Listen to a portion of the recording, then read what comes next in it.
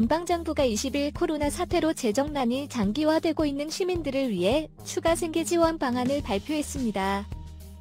고용보험 A의 적용 대상과 기간을 늘려 현재 재난지원금 SUP을 받는 이들이 상당수를 옮겨가게 하고, 그 밖에 누락되는 시민들을 새 지원책 3가지로 뒷받침할 방침입니다.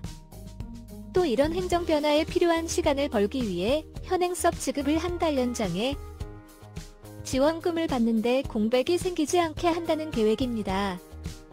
정부 고위 관계자는 향후 1년까지 새 지원 프로그램이 유지될 것으로 밝혔으며, 이를 위해 총 370억 달러가 소요될 것으로 내다봤습니다. SUP 지급기한 연장. 현행 규칙은 재난지원금을 4주씩 6차례 수령할 수 있게 하고 있습니다.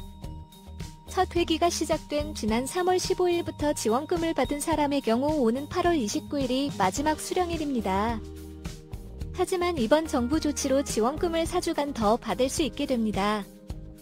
A 적용 혜택 확대.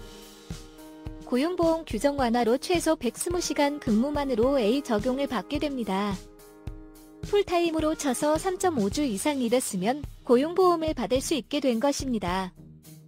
또 지급 액수도 주당 최소 400달러를 보장할 것이라고 정부는 약속했습니다.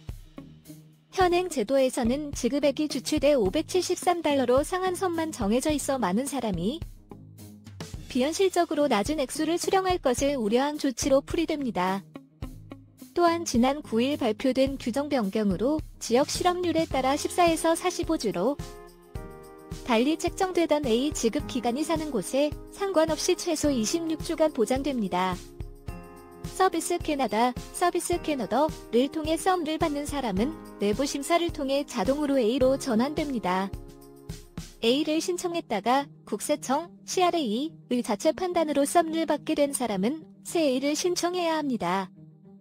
새 생계 지원책. A를 받지 못하는 사람들을 위해 3가지 대책이 세워졌습니다. 우선 캐나다 복구 지원금 캐나다 리커버리 베너핏이라는 명목으로 자영업 종사, 근무시간 부족 등의 이유로 A 지급 혜택에서 벗어난 사람들에게 주 400달러씩 26주간 지급됩니다.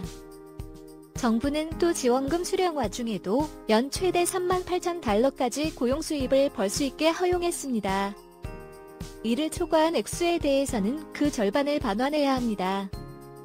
복구지원금은 그러나 코로나 사태로 인해 실직했거나 고용 수입이 현격히 줄어든 사람에게만 적용됨으로써 그 이전부터 실직해 A 수령이 끝난 사람들이 이 지원금 대상이 될지는 의문으로 남았습니다.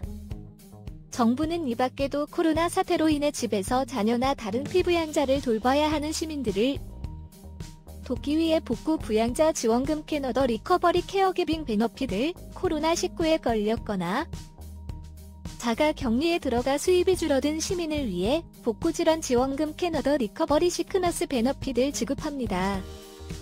부양자 지원금은 주당 550달러씩 최장 26주간 주어지나 계약한 학교나 재개된 아동보호시설의 개인 판단으로 보내지 않는 부양자는 지급 대상에서 제외됩니다. 질환 지원금은 2주간 주당 500달러씩 지급됩니다. 신설된 새 지원금은 오는 10월부터 신청 가능하며 SUP처럼 본인이 해당 사유에 적용됨을 스스로 입증해야 합니다.